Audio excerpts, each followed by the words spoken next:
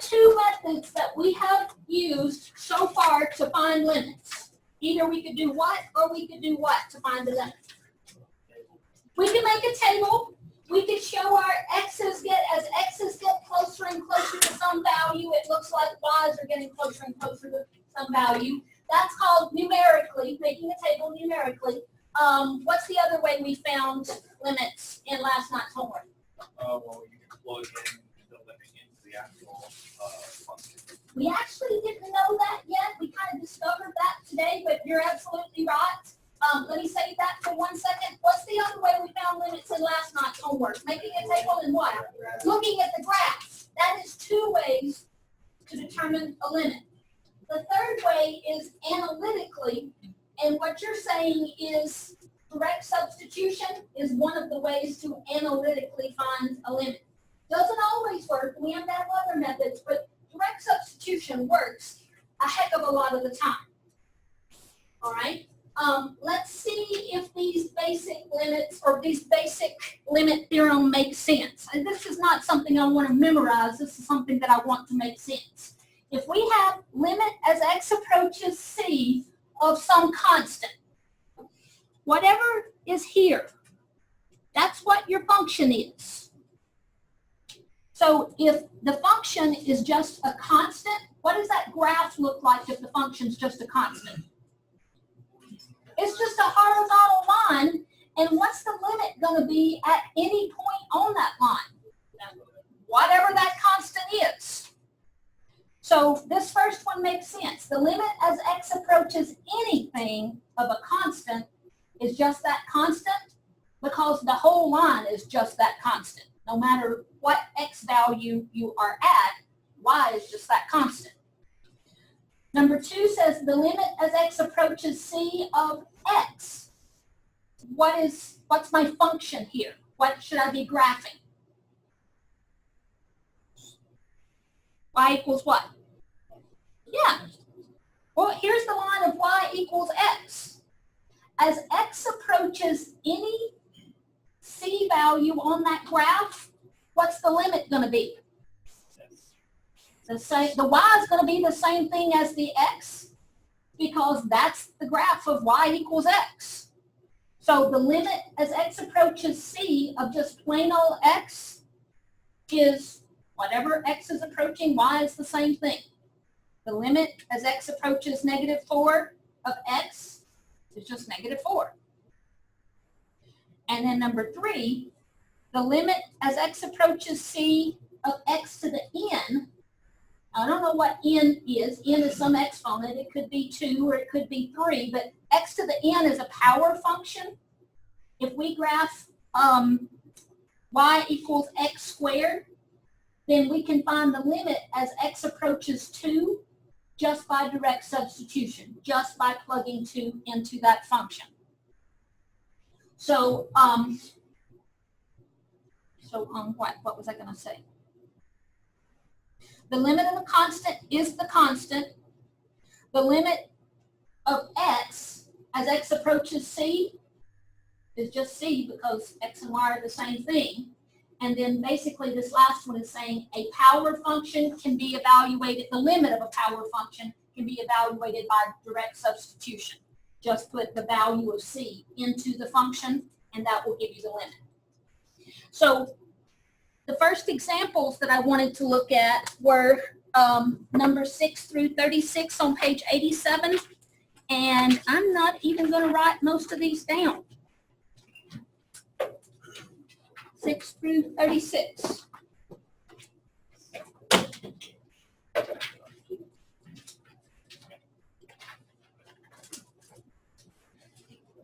Number 6, that's the y equals x to the 4th. If I graph that, it would look like a parabola.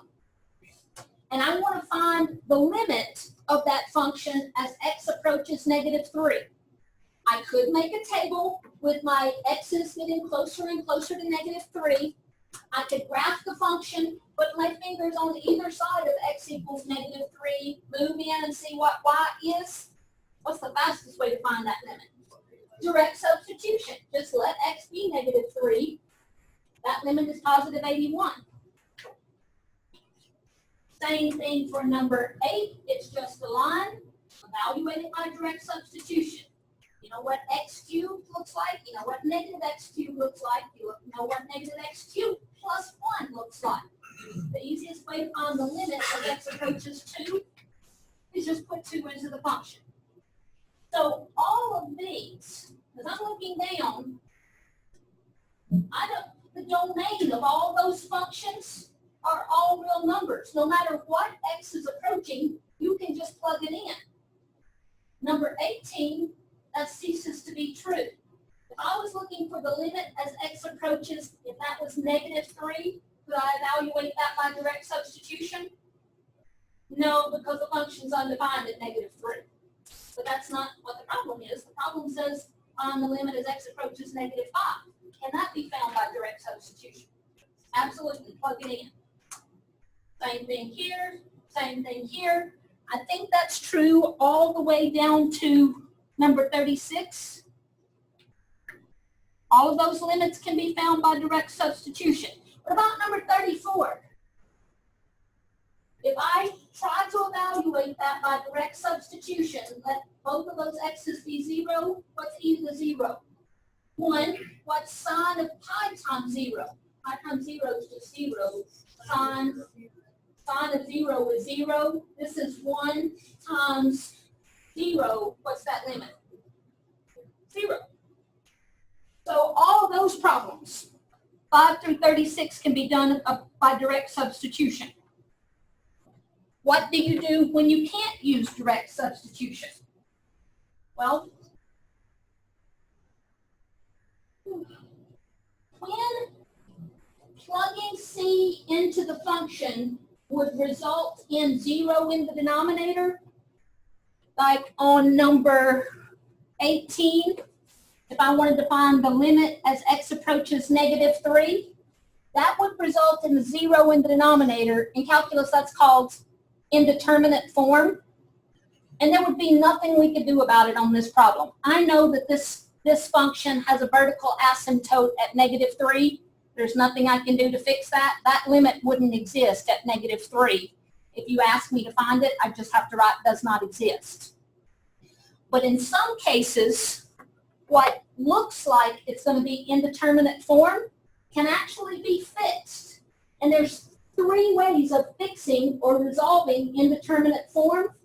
One is sometimes you have a rational expression that if you simplify it, the problem will just go away. You can cancel out the factor that was causing the problem, and then you can use direct substitution. I think that probably would have occurred to you. In number 64, you can't just let delta x be 0 here. That would be on indeterminate form. But if you FOIL this out, clean that up, and it turns out that you can factor out a delta x, which it does turn out that you can factor out a delta x, then what is remaining is something that you could find the limit by direct substitution. Everything I'm mentioning to you, there's another good one in the book. Look at the one in the book and the one we did in class if you get stuck on the homework. But simplifying or reducing rational expressions is just one of the ways to resolve indeterminate form. It's really hard for me to leave something blank, but I'm going to leave that one blank because I think you could follow it. Also, examples 6 and 7 in the book.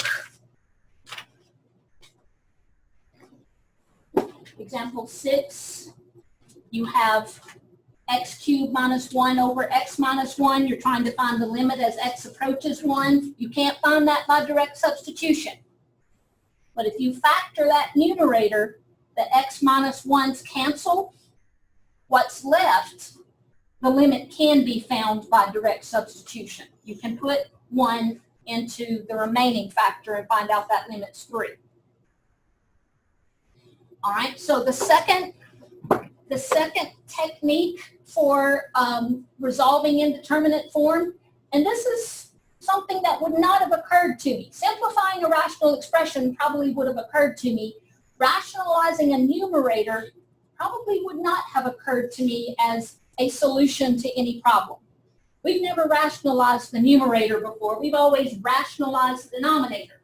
But the technique is the same. If I had square root of x plus 3 in the denominator, what would I multiply by to rationalize the denominator? Square root of x minus 3. What's that word for the relationship between square root of x plus 3 and square root of x minus 3? Those are called conjugates of each other. So you multiply by the conjugate. It also works here. What's the conjugate? Well, let me first say, you couldn't evaluate that limit by direct substitution. You couldn't just let x be 0 or you'd have indeterminate form. So let's try this trick and just see how it works sometimes. What would I have to multiply that expression by to rationalize the numerator? Square root of 2x over 2 plus x plus square root. Yep, that's the conjugate.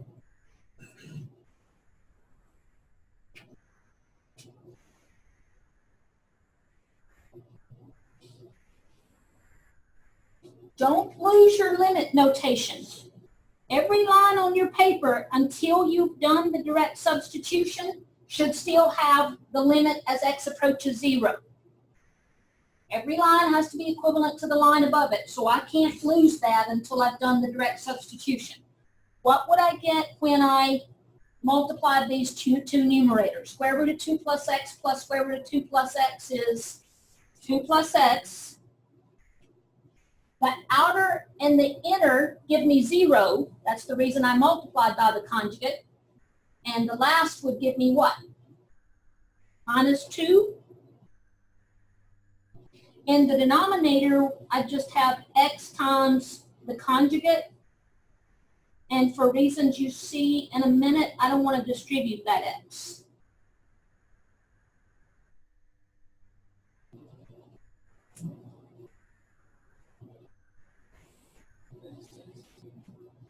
Don't lose your limit notation.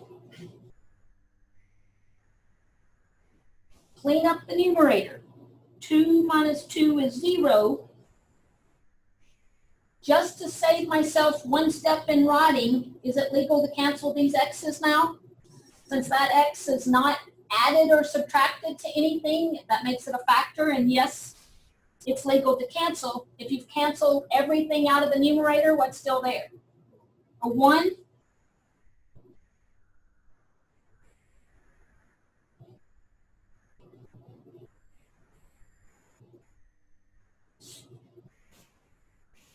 It really doesn't look like I've made the problem any simpler. I mean, that was my original function. This really doesn't look any simpler than this did. But now do I have something at a limit that I can evaluate by direct substitution?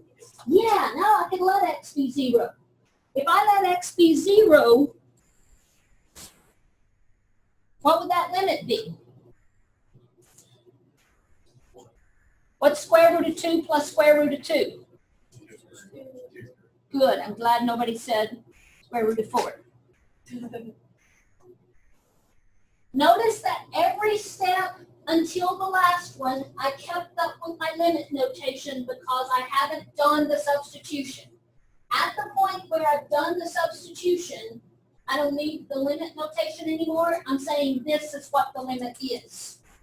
That's probably not the answer in the back of the book. Why? They're not going to leave. They're not going to leave a radical in the denominator. If you multiply that by square root of 2 over square root of 2, you're going to have square root of 2 over 4. And that's probably going to be the answer in the back of the book. All right, I want to do one other one, and then we'll quit. The third tool, and there's another example of this in the book, but the third tool for resolving indeterminate form is if you have a complex fraction, clean it up and see what happens. Number 62, could you evaluate the limit as x goes to 0 by direct substitution? No, it will blow up. It will be indeterminate form. So let's just see what happens if I rationalize, or if I simplify that complex rational expression.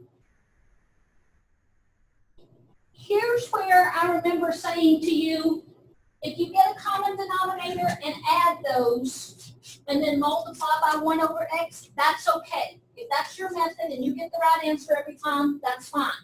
My method, my preferred method, because it's easier right here, it takes less room, is to multiply all three terms by the whole LCD. What's the LCD? I'm going to leave it in factored form so that I can see what cancels as I distribute that LCD. Don't lose your limit notation. What do I get when I multiply the LCD times the first term of the numerator?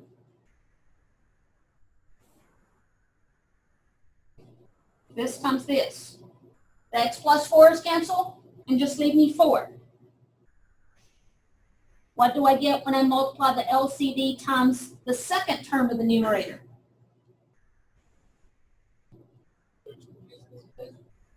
Tell me what very common mistake I just made.